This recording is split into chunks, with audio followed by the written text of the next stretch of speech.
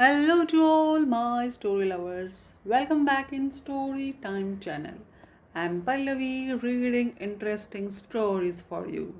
Today I'm reading the second voyage of Sindbad the Sailor.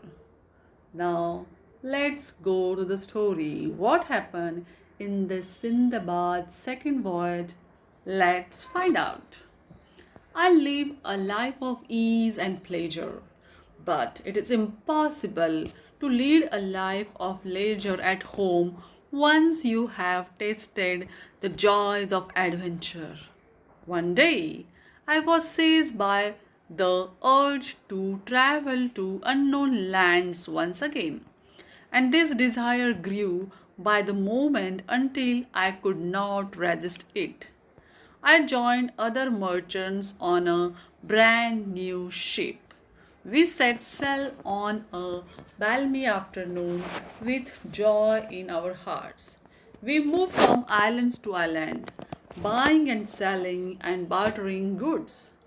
After many days, we came to an island full of flowers and trees, chirping birds and shining streams. The strange thing was that there was no human being in sight. We left our ship and wandered on the island. I sat down by a spring of sweet water, and after a while, soothed by the loveliness around me, I fell asleep. When I awoke, I found to my horror that the ship had sailed, leaving me all alone on the island.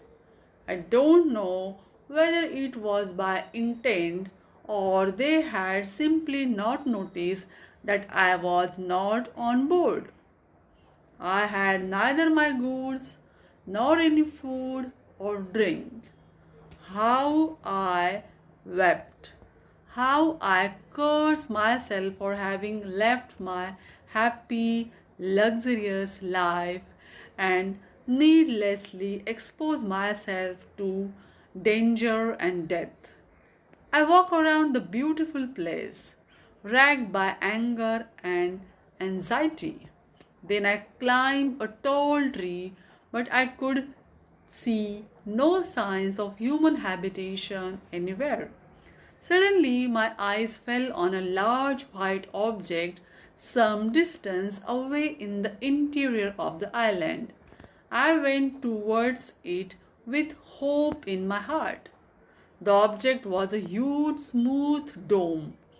Its diameter was vast. I had to walk 50 paces to go around it. It was wondering how I could enter it, for I had seen no door and the surface was too smooth and slippery to climb. All of a sudden, the sky darkened. A sudden storm, I thought, as I looked up.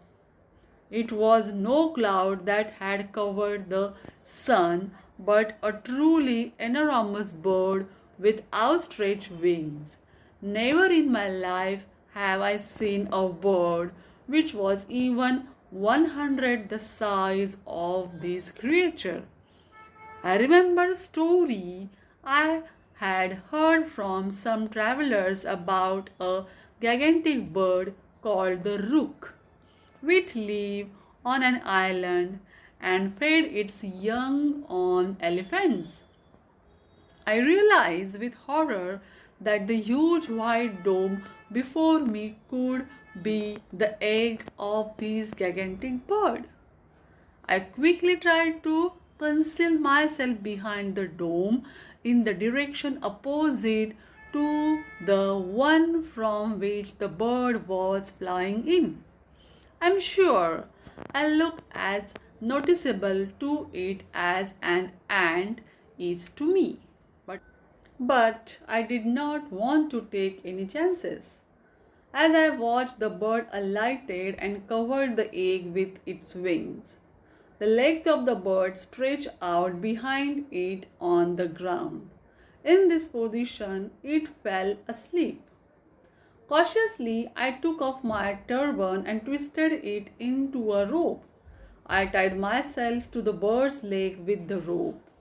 The wild hope in my heart was that the bird would carry me away from this deserted island. All night I waited in fear. As morning dawned, the rook rose from its egg. Spreading its wings with a great cry, I flew up into the air, taking me with it. It flew higher and higher, not even noticing the additional weight on its leg. It flew so high that I felt quite giddy when I looked down. The recognizable shapes of the things on the earth seemed to vanish. At length, the rook began to descend slowly. It alighted on the top of a high hill. Quickly but carefully, I untie myself and move away, fearing the bird might notice and harm me. But it did not.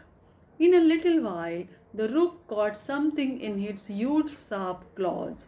It was a large serpent.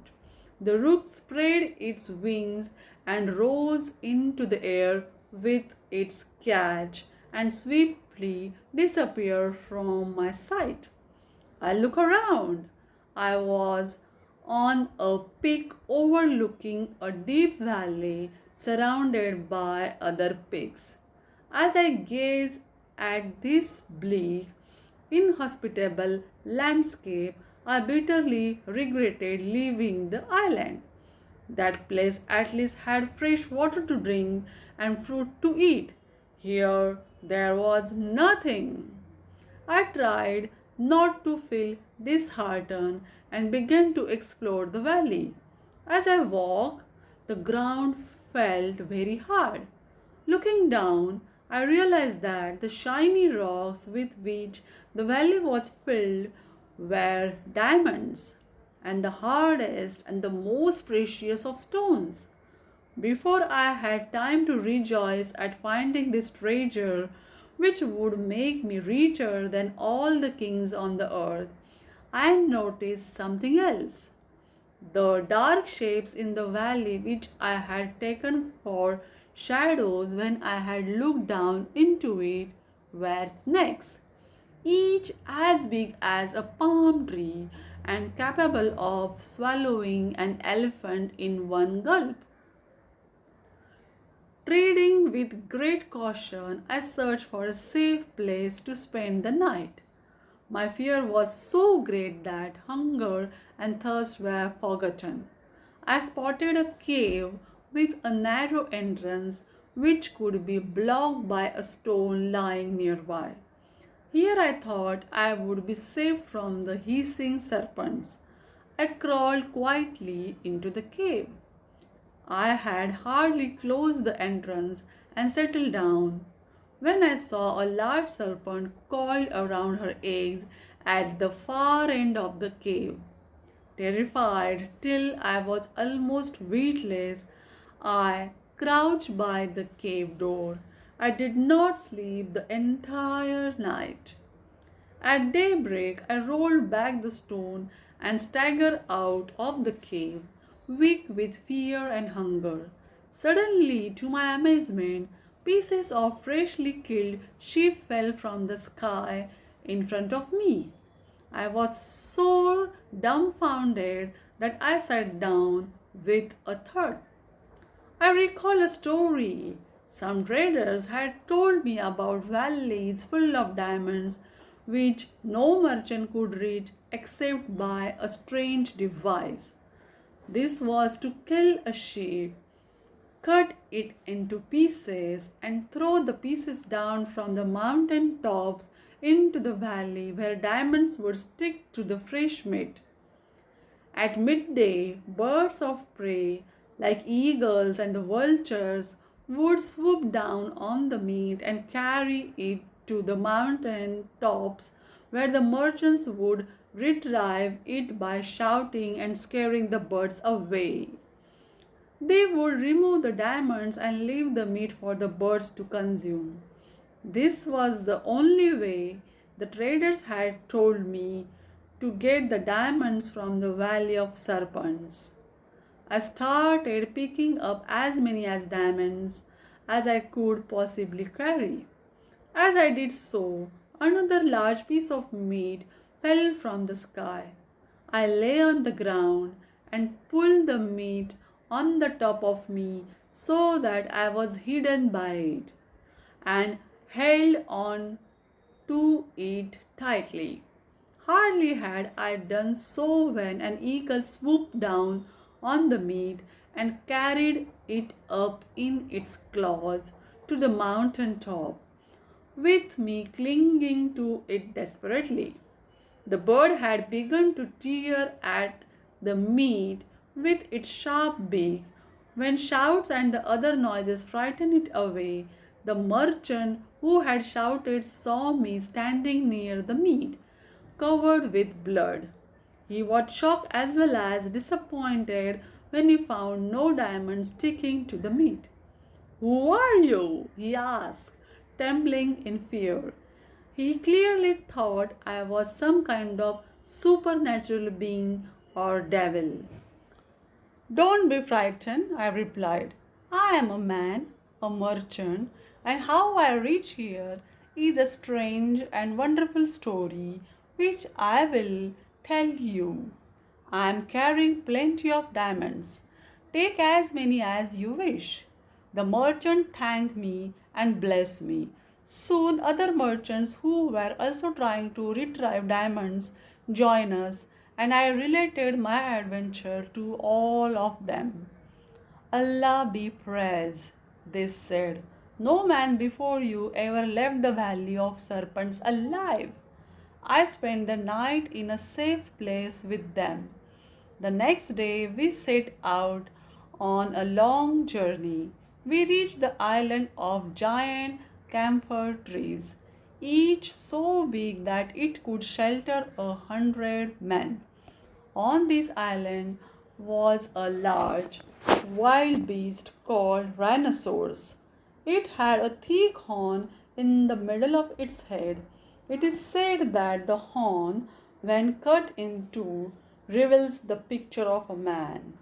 I sold some of the diamonds and bought fresh goods as we traveled. Finally, we reached Basra, and from there I traveled home to Baghdad, laden with diamonds, gold, dinars, silver, dirhams, and fine goods. My friends and family welcomed me and rejoiced that I had reached home safe after such a harrowing adventures. This is the story of my second voyage. Tomorrow, inshallah, I shall relate to you what happened on the third, said the merchant. All those present marveled at the strange tale.